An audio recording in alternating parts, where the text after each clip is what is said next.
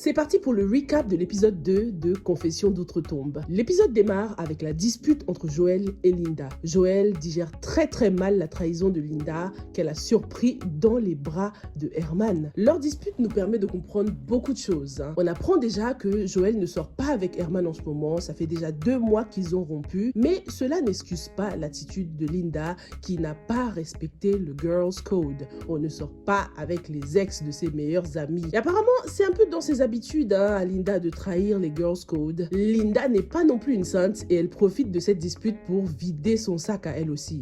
Elle ne demande pas tout de suite pardon à Joel. Au contraire, elle lui rappelle que tout ceci est un peu de sa faute. Tout ceci n'est que son karma parce que Joel a l'habitude de maltraiter les hommes. Joel réplique elle aussi de son côté, sans langue de bois. Selon elle, toute sa poisse est tout simplement de la faute de Linda.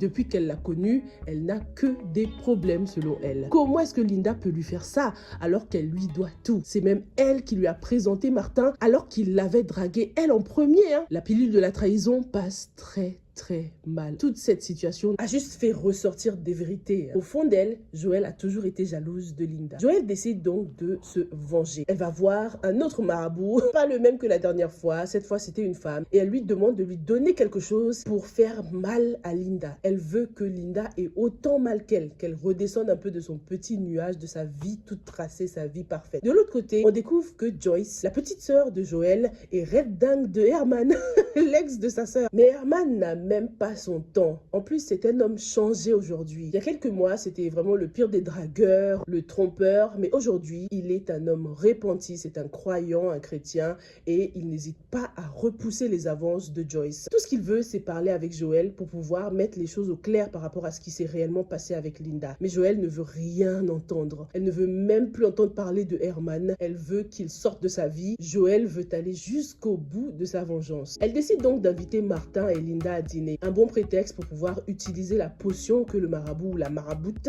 lui a donnée. Mais bizarrement, Linda a un mauvais pressentiment et elle sent que Joel doit être en train de préparer un coup là. Et du coup, elle demande à Martin de ne pas honorer cette invitation. Elle va même jusqu'à le précipiter pour qu'il lui fasse une demande de mariage. Et Linda n'hésite pas à narguer son ex-copine avec ça. Elle appelle Joel pour lui annoncer la nouvelle avec un bon ton de pettiness, very petty. Linda 1, Joel 0. Non seulement Linda trahit sa meilleure amie, mais en plus, elle se retrouve fiancée maintenant. Oh my god, ça en est trop pour Joel. Joel est peut-être en froid avec Linda, mais ce n'est pas le cas de Joyce, sa petite sœur, qui était d'ailleurs invitée chez Linda. Du coup, Joel demande à sa sœur de se méfier de Linda, d'arrêter d'être trop proche d'elle. Mais Joyce n'a pas l'intention de se laisser influencer par sa sœur. Elle lui rappelle au contraire que Linda a toujours été là pour elle, même lorsqu'elles ont perdu leurs parents. C'est Linda qui les avait hébergés. Donc ce serait vraiment dommage de laisser un homme gâcher une telle amitié. Joyce essaye de réconcilier les deux filles et Linda avoue que Joel lui a beaucoup manqué, quoi.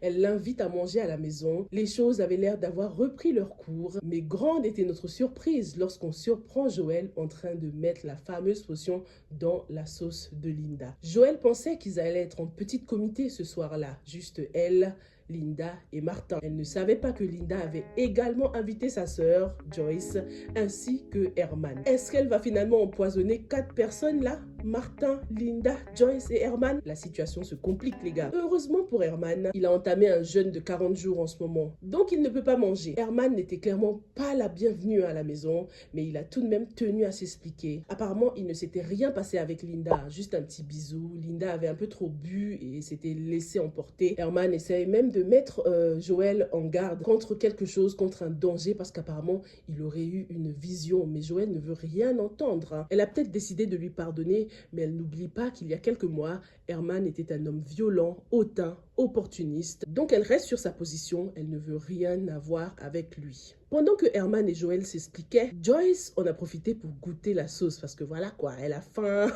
ils étaient déjà à table. En plus, sachant qu'elle est amoureuse de Herman, elle s'en fout un peu de cette réconciliation. La situation se complique pour Joel, qui n'avait pas l'intention d'empoisonner sa sœur. Elle décide de simuler un malaise pour mettre fin à cette soirée et rentrer chez elle avec sa sœur. Une fois en privé, Joel lance un sort pour que le sortilège de l'empoisonnement prenne effet. Et là, les gars, Joyce fait un malaise en courant. Linda, de son côté, c'est encore pire. Elle commence à vomir du sang. On imagine que après le départ de Joel et Joyce, elle a continué le dîner avec Martin. Mais heureusement, Martin, lui, n'a rien. Il ne lui arrive rien parce qu'il est végétarien. Donc, il n'a probablement pas goûté à la sauce. Personne ne va faire le rapprochement avec Joel.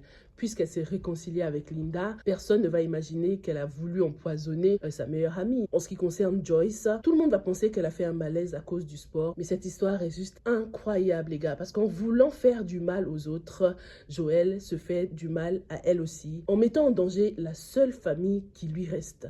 Dis-moi ce que tu as pensé de cet épisode 2. Hâte de voir la suite, hâte de découvrir le rôle que Herman va jouer dans la vie de Joel. Elle ne s'en rend pas compte, mais c'est vraiment son ange gardien, hein. Dès les premiers signes de danger, il a toujours eu l'intention de la protéger, mais elle ne cesse de le repousser. Merci beaucoup d'avoir regardé ce recap jusqu'au bout et on se retrouve demain pour la suite. Stay safe and stay blessed. Bye!